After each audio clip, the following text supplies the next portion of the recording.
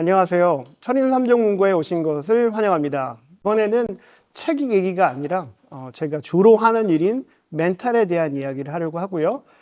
그 중에서도 오늘은 의심이라고 하는 주제로 한국 선수들에게서 제가 경험한 내용들을 구체적인 사례와 함께 말씀을 드리려고 해요.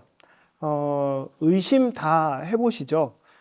여러분들이 갖고 있는 의심은 물론 다양한 의심이 있겠지만 제가 말하는 의심은 본인이 어떤 일을 성취하려고 할 때 그 일을 할 수 있을까 없을까에 대한 스스로에 대한 능력에 대한 의심입니다. 이런 의심은 스포츠에서는 굉장히 빈번하게 일어나게 되는데요. 스포츠에서 그런 의심이 들 때 그냥 대충 생각해도 좋지 않겠죠. 의심이 생기는 순간 여러분들의 퍼포먼스가 급격하게 안 좋아지는 경우가 있습니다. 그 사례를 들면 최근에 월드 시리즈에서 벌어졌던 11회 말에서 연장전 때 공을 던졌는데 2사 말루니까 1루에 던져도 되는 거를 말도 안 되게 홈에다 송구해서 경기를 지고 필라델피아 필리스는 집에 가야 되는 그런 상황이 되고 LA 다저스는 아주 승리의 환호성을 지었죠. 이런 순간에 말도 안 되는 일이 벌어질 때 과연 왜 그럴까? 전문 용어로는 이제 초킹이라고 하는데요. 약간 숨이 콱 막히는 그런 현상이 일어나고 그 현상이 많이 일어나면 이 선수는 이제 운동선수생활을 못하게 됩니다. 트라우마로 남게 돼서 오랫동안 못하게 되는데요. 지금 그 사건에 있어서도 많은 지도자들이 또 어린 선수, 오리언 키케링이라고 하는 선수를 걱정하기 시작했는데요. 그 걱정의 이유는 만약에 이 나쁜 경험이 정말 월드 시리즈를 망가뜨리고 자기 팀을 지게 한 이 상황이 끝끝내 남아서 이 선수의 영혼을 갉아먹을까봐 걱정을 하는 겁니다. 제가 생각하는 의심이라는 것도 운동선수의 영혼을 갉아먹는 병이라고 부르는데요. 늘 자기의 실력, 자기의 능력, 자기의 어떤 성취를 내 것으로 안 보고 이거는 그냥 운으로 주어진 거야. 아니면 이것은 그냥 어쩌다 한번 온 것이야. 그리고 나는 이런 성취를 이룰 자격이 없어. 여기까지 이르게 되면 운동선수를 하기 굉장히 어렵겠죠. 그래서 이런 의심들을 어떻게 떨쳐낼까에 대한 이야기들을 선수들하고 많이 나누게 됩니다. 그냥 의심을 버려. 의심을 하지 마. 라고 얘기하면 집에 가면서 선수들이 참 오늘 헛짓했네. 가서 뭘 배우고 왔나 이렇게 하는데요. 의심을 조금 더 분석해서 여러 가지 다양한 방법이 있습니다. 예를 들어서 너의 의심이 비합리적인 것이야. 이런 것들을 제가 논리적으로 반박을 해서 그걸 떨쳐내게 하는 방법도 있습니다. 나중에는 그게 완전히 그 비합리적인 생각이 확신이 되어서 더 이상 운동을 못하게 되는 경우도 있는데요. 그러기 전에 그 확신을 그렇지 않다라는 걸 말로 계속 디베이트를 통해서 네가 여기까지 온 게 그냥 온 거가 아니다. 네가 어느 정도 실력이 있었고 굉장히 열심히 했고 수년간의 훈련을 통해서 여기까지 왔다는 것들을 계속 리마인드 해주면서 이 과정을 떨쳐내게 하기도 합니다. 박세리 선수 이제 모르는 분도 있겠죠. 연예인으로 알고 있는 분도 있겠지만 99년도에 맥도날드 오픈이라고 하는 메이저 대회에서 우승을 하고 그렇게 일약 스타가 됐는데요. 그리고 나서 굉장히 특별한 일을 겪습니다. 비단 박세리 선수의 사례가 아니고요. 그 이후로 우리나라에서 활약한 LPGA 선수들의 대부분의 경우 첫 번째 해와 두 번째 해의 슬럼프가 굉장히 일상적으로 이루어져서 예전에 저와 함께 미국에서 골프 선수들 컨설팅하던 제 동료들이 물어보는 거예요. 왜 한국 사람들은 첫 해 그렇게 잘하다가 둘째 이렇게 망가지는가? 그 질문을 듣고 사실 저도 준비를 안 해서 잘 몰랐는데 그 1년에 여러 선수들의 어떤 무너지는 것들을 보면서 한국 선수들이 왜 유독 첫 번째와 두 번째 해에 그렇게 기량 차이가 날까에 대한 생각을 해봤는데요. 아마도 외국에서 선수들이 이렇게 자라나는 선수로 성장하는 그 방식과 우리나라에서 선수를 키우는 아시는 분은 알겠지만 골프 하려면 일단 초등학교 고학년부터 중학교, 고등학교까지 계속 프로에 가기 위해서 매주 시합을 하면서 어마어마한 압박 속에서 경쟁을 하게 되는데요. 그런 어려운 과정을 겪으면서 그걸 유지하기에 있어서 그냥 외국 선수들처럼 자기가 좋아서 즐거워서 하는 게 아니라 정말 이를 악물고 견디면서 그걸 이겨내서 여기까지 온 친구들인데 그렇게 해서 우승을 하고 나니까 이 선수들이 대체적으로 그 다음날 일어나서 스스로에게 물어보는 거죠. 아니, 이게 내가 그 인생을 바쳐서 이렇게 할 만한 것인가? 이런 질문들을 했을 때 그렇지 않다라는 답이 왔을 때 순간적으로 이들이 운동을 계속하기 어려운 그런 순간들이 벌어지는 거죠. 그게 이제 한국 선수들이 갖게 되는 일종의 종특으로 제가 이해를 했었는데요. 그리고 나서 우리나라 선수들이 왜 그렇게 이제 중간에 성취를 한 다음에 꺾어지는 그런 패턴도 그렇고 또 스스로에게 계속 나의 능력을 의심하는 방식으로 계속 자신을 괴롭히는가에 대한 고민들을 하면서 유독 우리나라 선수들이 성장 과정에서 과도한 경쟁과 그 경쟁에서 살아남기 위해서 이를 악물고 하는 어려움들 이것들을 거치면서 생기게 되는 어떤 심리적인 트라우마 이런 것들이 결합해서 아마 이런 현상이 일어나지 않을까 이런 생각을 합니다. 다시 의심으로 돌아와서요. 의심이라는 것은 정말 끝도 없습니다. 그리고 의심을 하기 시작하면 그게 마치 이렇게 꼬리에 꼬리를 무는 생각처럼 계속해서 이게 안 되는데 내가 아닌데 이걸 안 될 것 같은데 라는 식으로 계속 부정적인 방식으로 의심을 하게 됩니다. 자, 이런 의심을 없애는 방법 중에 첫 번째로 논리적으로 반박하는 게 있다고 했는데요. 논리적으로 반박을 하다 안 될 경우에는 아예 그냥 행동적으로 이거를 막아내는 제스처를 알려주기도 합니다. 예를 들어서 내 머릿속에 있는 의심의 싹을 완전히 싹둑 잘라버리는 그런 이미지를 생각하게 하고 그 이미지를 반복 연습하게 한 후에 그런 의심의 싹이 올라올 때마다 그것들을 완벽하게 없애버리는 제초제를 뿌려서 아예 그냥 태워버리는 그런 상상들을 하면서 의심의 싹을 싹둑 잘라버리는 연습을 평소에 반복적으로 시키는 거죠.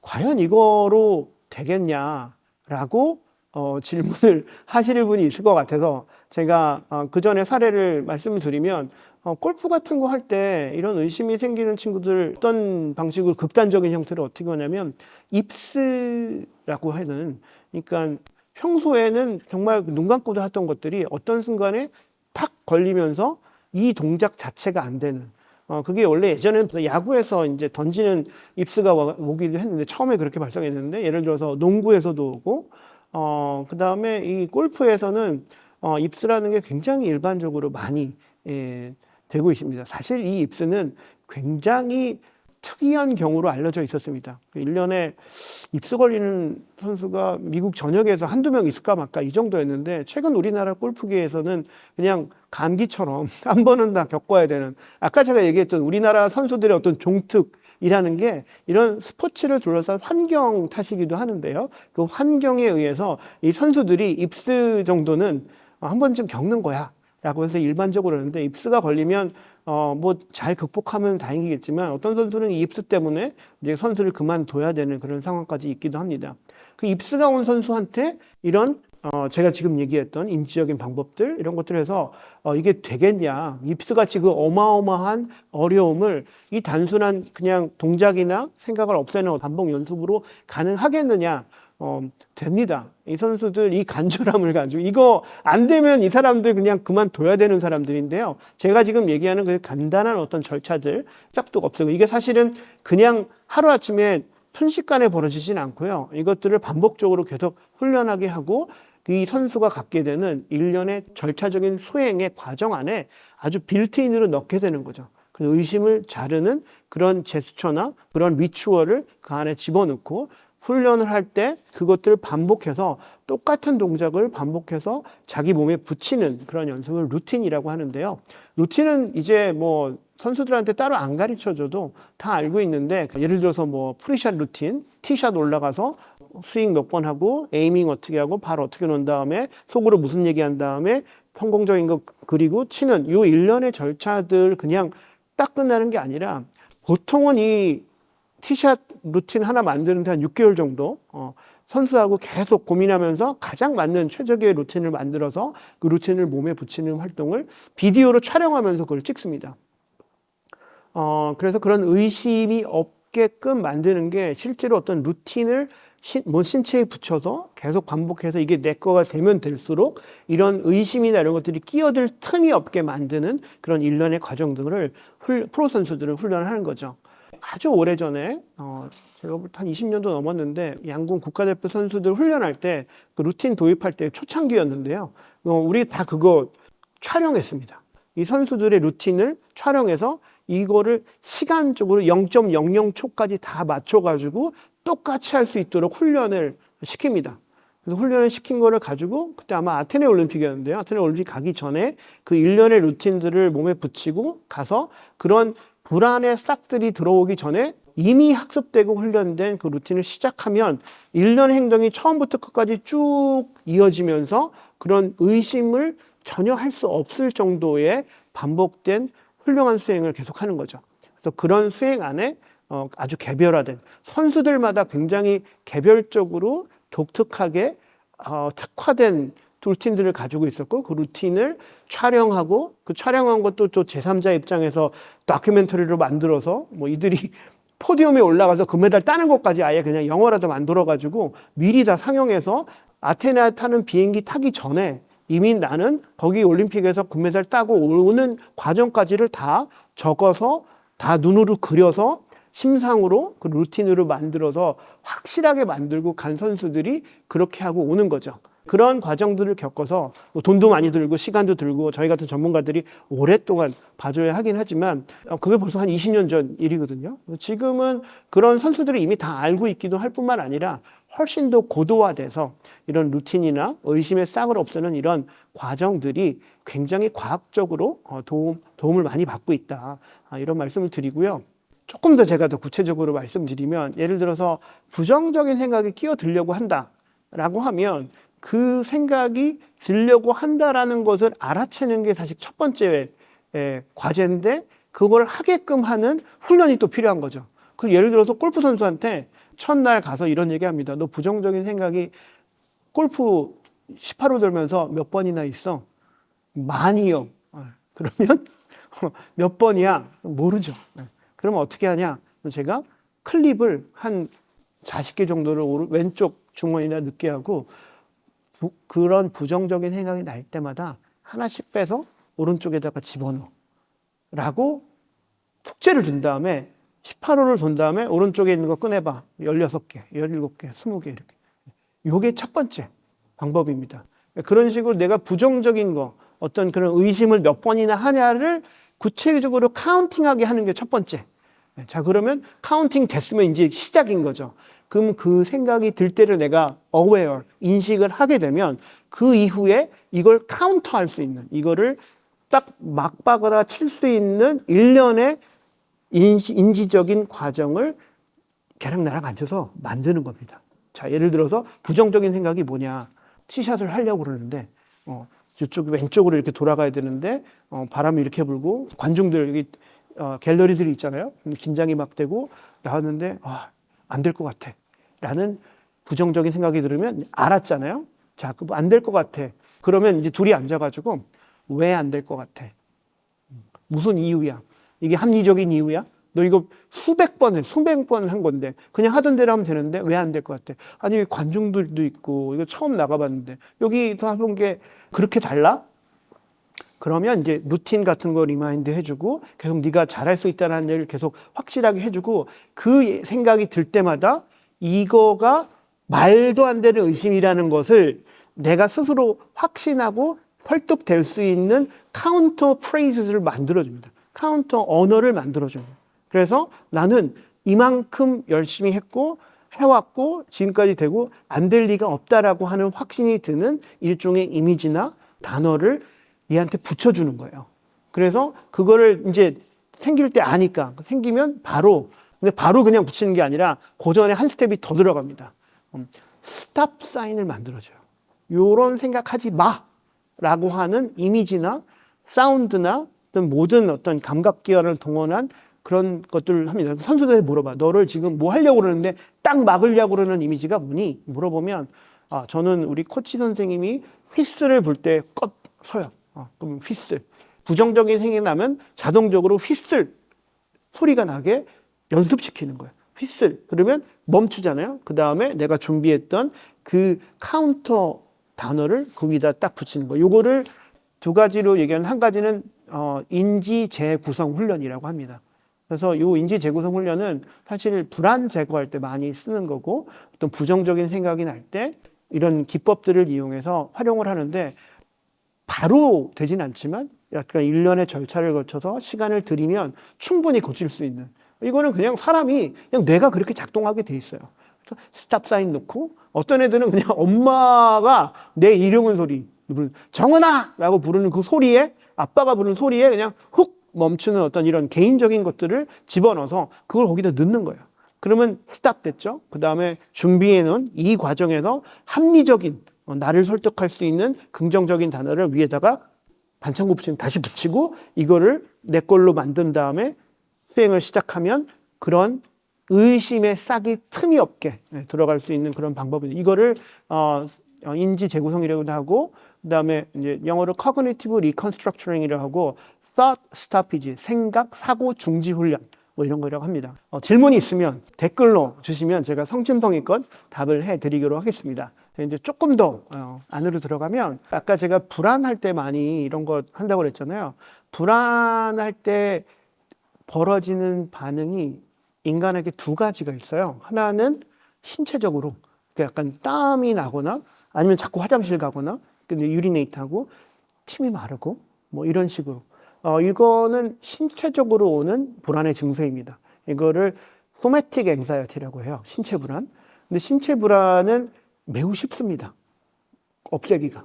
신체 불안은 신체로 오기 때문에 신체를 저희가 대상으로 인터벤션을 주면 돼요. 예를 들어서 신체 불안이 온 애한테 호흡, 그다음에 릴렉세이션 그런 식으로 이완 훈련을 바로 집어넣으면 신체로 온 거기 때문에 신체로 접근을 하면 바로 완화가 돼요. 그래서 하나도 안 어렵다. 그래서 신체 불안이 온 애들은 오라고 그래가지고 그냥 리마인드 해주고 숨만 몇 번 호흡 깊게 해가지고 들어가면 금방 제거가 됩니다. 근데 어려운 불안은 지금 얘기했던 워리, 마음속으로, 머릿속으로 벌어지는 걱정, 근심들이 훨씬 더 떼어내기 어렵습니다. 그거를 이제 인지불안이에요. 커그니티브 앵자이티라고 하는데 인지불안은 껌처럼 달라붙어 있어서 떼려고 하면 뗄수록 자꾸 딱딱 붙어 있는 어떤 이런 것들은 아까 얘기했던 과정을 거쳐서 커그니티브 리컨스트럭션, 인지를 재구성하는 이런 훈련을 통해서 없앨 수 있는 거죠. 그래서 할 수는 있는데 시간이 걸리고 조금 더 어렵다라는 게 보통 우리들이 이제 진단할 때는 거죠. 근데 선수들이 다 다르거든요. 어떤 선수는 그냥 신체로만 오는 선수가 있고 어떤 선수들은 인지랑 신체가 같이 오는 선수가 있고 어떤 사람 신체적으로는 괜찮은데 인지적으로 계속 생각하면서 말이 없어지면서 계속 멍해져 있는 선수들이 있습니다. 근데 또 멍해져 있다고 얘가 문제가 있냐? 그것도 아니에요. 계속 조금씩 더 들어가고 있는데 조금 더 뭘 봐야 되냐면 평소에 제가 시합 전에 어떻게 하는지를 관찰을 해야 돼요. 그래서 평소에 얘가 시합 전에 말 열나 많이 하면서 막 업돼 있는 애가 있어요. 근데 시합장에 들어갔더니 그 업돼 있는 텐션으로 잘해. 안 건드려도 되는 거예요. 근데 업돼 있는데 가서 망해. 그러면 얘는 업돼 있는 거를 컴다운 시켜줘야 되는 거죠. 어떤 애 정반대로 시합 전에 이렇게 무기력해진 애 있거든요. 되게 긴장된 순간인데 하품하는 애들이 있어요. 축 처져가지고. 근데 들어갔더니 잘해. 그럼 얘는 그렇게 가야 되는 애야. 근데 축 처져 있는데 가서 망해. 그럼 얘는 텐션을 올려줘야 되는 애야. 그래서 그게 한 번에 그냥 시합 가서 아는 게 아니라 시즌 내내 얘 퍼포먼스를 계속 모니터링 하면서 그날 시합 직전에 그 시합 전날에 얘의 심리적인 상태, 신체적인 상태가 어떤지를 모니터링을 계속하고 요즘은 그래서 코치들한테 매일 보고받아요. 내가 맡은 선수가 오늘 신체 점수 몇 점, 심리 점수 몇 점, 뭐 음식 뭐 먹었고 뭐 이런 것들을 계속 얘기하고 그거를 그래프로 만들어놔요. 트랙해. 계속 따라다니다가 시합 전날 얘가 시합 직전에 어땠는지를 체크한 다음에 결과를 봐요. 아까 얘기했던 것처럼 이게 좋은 결과를 했냐 나쁜 결과를 하면은 이제 알잖아. 그러면 이원재는 텐션이 10점 만점에 7점이 돼야지 베스트 퍼포먼스 나오는 애야. 그리고 정정은은 10점 만점에 3점이 돼야지 잘 나오는 애야. 그러면 시합 전에 내가 알는데 원재가 오늘 3점이다. 큰일 난 거예요. 그러면 내가 7점으로 올리는 방법을 쓰는 거예요. 예전에 박태환 선수가 시합 전에 음악 듣고 있잖아요. 무슨 음악 들을 것 같아요? 알려지지 않았어요. 비밀이에요. 네. 근데 제가 내부자한테 물어보니, 박태환 멘탈 하신 분 제 친구거든요. 물어보니까 박태환을 위해서 만든 음악을 들었대요. 기성 음악이 아니라. 그래서 아주 특별한 음악을 들었는데 그게 빨랐는지 느렸는지 안 가르쳐줘. 그래서 얘가 텐션이 낮아서 올린 건지 올려서 낮춘 건지 잘 몰라. 나도 몰라. 하지만 음악을 듣는 건데, 이유는 내 텐션을 옵티멀하게 최적화로 맞추기 위해서 하는 거예요. 근데 그 텐션을 맞추는 그런 기법들을 지금은 이제 다 아니까. 그래서 모니터링을 계속 시간 들여서 한 다음에 얘의 과거의 수행들을 비교해서 검증을 한 후에 이 점수를 딱 드는 순간 이거 하라는 처방이 나오는 거죠. 제가 이제 이 멘탈에 대한 얘기를 계속하면서 이 얘기들을 드리는 근거들이 사실은 임상 경험들이 많은 결과들이에요. 좋은 게 뭐냐면 스포츠만큼 되고 안 되고가 명확한 게 없어요. 그 무슨 훈련을 시켰는데 얘가 다음번 대회에 나가가지고 메달을 땄어. 그럼 우린 다시 가서 얘가 뭘 했는지를 들여다보는 거예요. 했는데 안 돼. 그럼 얘는 내가 말하지 않아도 안 해요. 그 기법은. 오랫동안 우리가 임상실험을 통해서 여러 번 해보고 실패하고 해보고 성공하고 이런 경험들이 쌓여서 지금 저희가 말하는 그 멘탈 코칭, 스포츠 심리학에 있는 일종의 임상 결과들이 축적이 되어 있는 거고, 그 축적이 된 결과를 통해서 우리가 지금까지 검증된 그런 기법들을 선수들한테 사용을 하는 건데, 사실 보통 심리학에서는 이런 게 가능하지가 않아요. 예를 들어서 상담을 해서 불안을 제거하고 뭐 이런 얘기를 했는데, 얘가 효과가 있으려면 일단은 상담 한 1년 이상 해야 되고, 그리고 보통 이제 선수들 전문가 상담 갔다 오면은 저한테 와서 맨날 컴플레인 하거든요. 정신과 의사 만나면은 진짜 쌍욕하고 와요. 뭘 했는지 맨날 약 주는데 뭔가 나의 필요한 걸 안 해주고 있다라고 애들이 굉장히 불만을 얘기도 합니다.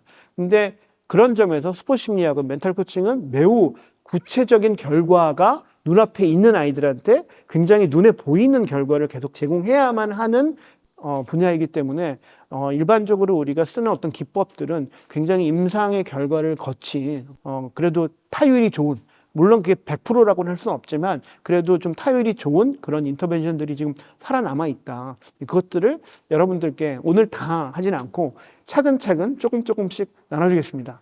징크스라고 하는 거는 약간 비합리적인, 예를 들어서 어떤 양말을 신었더니 그 양말을 신은 날은 꼭 이겨. 그래서 중요한 경기를 위해 세이브해놔. 그 양말을 경기 전에 신는데 너무 오랫동안 신어가지고 빵꾸가 다 났어. 창피하잖아. 그 양말을 신고 그 밖에 새 양말 신어. 하지만 내 마음속에는 나의 럭키 삭스를 신었어. 그래서 나는 이번 경기 이길 거야 라는 믿음을 갖게 되는 거는 비합리적인 신념이죠. 이런 걸 징크스라고 합니다. 실제 있었던 사례입니다. 옛날에 그 칼 말론이라고 하는 아주 전설적인 이 선수 양말이 이중으로 신고 안에 빵꾸난 양말이 있는 거예요. 이런 거를 징크스라고 하는데, 징크스는 루틴이랑 다른 건데, 징크스는 그런 식으로 그 비합리적인 거를 이렇게 반복하는 거고, 예전에 우리 마라톤 선수 중에 장례식차를 봐야 기록이 나온다서 새벽에 코치가 돌아다니면서 장례식차 찾으러 다니고 뭐 이런 일도 있었습니다. 그것도 유명한 마라톤입니다. 그런 것들은 비합리적이기 때문에 징크스라고 하고, 루틴은 이런 그 비합리적인 걸 제거하고 합리적으로, 예를 들어서 아침에 몇 시에 일어나야 되고 화장실은 몇 시에 가야 되고 음식은 가볍게 어떻게 먹어야 되고 그날 식단은 어떻게 해야 되고 몇 시쯤 집에 나와야 되고 거기에서 경기장에 얼마 전에 도착해야 되고 경기 20분 전에 내가 몸을 어떻게 풀어야 되고 20분 전에 풀고 10분 전이 되면은 감독하고 어떤 얘기를 나눠야 되고 동료랑 어떻게 하고 신발끈 어떻게 묶어야 되고 마지막에 내 스스로 어떤 셀프톡을 하고 나갈 때 발을 몇 번 굴르고 나가는 이런 것들은 일련의 절차로서 루틴이라고 할 수 있는 거죠. 그래서 징크스하고 루틴이 굉장히 다른데 루틴이 징크스화 되는 경우가 있어요. 예를 들어서 아침에 내가 몇 시에 화장실 안 가면 오늘 그럼 잡친 거예요. 이번에도 저 그런 선수 봤는데 지지난주에 끝난 그 하키팀의 선수인데 꼴린데 걔가 이제 다 아는 거죠. 루틴 다 아는데 루틴대로 하려고 노력한 거예요. 근데 얘가 사실은 그 아시아리그 데뷔전이었거든요. 데뷔전이어서 너무 중요하고 인생 일생일대의 기회야. 너무나 큰 기회고 또 근데 시즌 초에 줬으니까 얼마나 크겠어요. 근데 제가 일부러 이 친구한테 접근 안 했어요. 왜냐면 이미 얘가 가지고 있는데 가가지고 오늘 시합 중요하니까 열심히 해 이런 얘기 할 필요가 없는 거죠. 그냥 살살해. 하던 대로 해. 요 정도만 얘기하고 계속 이렇게 하는데 그날 사실은 잘했는데 저희가 역전패해서 졌어요. 그래서 굉장히 큰 또 실패를 했는데 근데 걔한테 이제 루틴 그날 한 거 다시 숙제를 해서 적어내라고 했더니 이런 거예요. 아침을 늘 가는 음식점이 있는데 그날이 일요일이야. 문을 닫은 거야. 그래서 할 수 없이 자기가 가던 데를 못 간 거야. 근데 별거 아니잖아, 이게. 아니, 뭐, 밥 먹는 건데 맨날 먹는 그 메뉴가 아니어도 상관이 없는데 찜찜한 거야. 근데 아직 그 확인까지는 안 했어. 그것 때문에 퍼포먼스 어떻게 했는지에 대한, 그건 사실은 아직 확인이 안 됐지만 그 얘기를 쓰는 거야. 찜찜했다. 내가 어쩔 수 없는 거긴 하지만 싼 데 가서 먹고 그냥 별일 아니라고 치고 하려고 했는데 그 루틴이 나한테 너무나도 중요한 시합 나갈 때, 아침 이런 식으로 그게 되뇌어지면 아까 얘기했던 의심에 싹이 되는 거예요, 그게. 그래서 그것들이 걷잡을 수 없이 커지면 아까 얘기했던 초킹까지 오는 그런 상황이 되는데 다행스럽게 이 친구가 그거를 잘 넘겨서 초킹까지는 안 왔는데 결국에는 마지막 좀 아쉽게 됐어요. 골리 하나로 책임 몰기에는 아직 어린 선수고 그리고 이게 아까 얘기한 그 투수처럼 그 트라우마가 안 되기 위해서 저는 이제 트라우마로 만들지 않기 위한 다음번 스텝을 하는 거죠. 이 친구를 통해서. 그런 일들이 일상적으로 많이 벌어지고 있다. 루틴이 복잡할 필요는 없는데 매우 다양하게 있어야 돼요. 예전에 어떤 루틴까지 만들면 골프 선수인데 시합 중에 열심히 잘하고 있는데 갑자기 천둥이 쳤어. 그 서스펜디드. 그래서 그 끝날 때까지 갑자기 브레이크. 1시간이 걸리고 2시간 언제 걸릴지 몰라. 이 시간을 내가 어떻게 보내는 루틴을 만들어. 그 레이니 데이 루틴 만들어서 비가 갑자기 올 때 내가 그 시간 어떻게 보낼 것인가를 둘이 앉아서 얘기하는 거예요. 근데 이거 되게 과학적인 거예요. 안 만든 거보다 갑작스럽게 어떡하지? 이 시간 어떡하지? 잘 되고 있었는데 이거 계속 했어야 되는데 하늘도 무심하시지. 그러면서 계속 막 이번 시합 망했다라고 하는 것보다는 그치. 요럴 때 위해서 내가 준비했지. 라고 해서 레이니 데이 루틴을 하는 애가 훨씬 낫겠죠.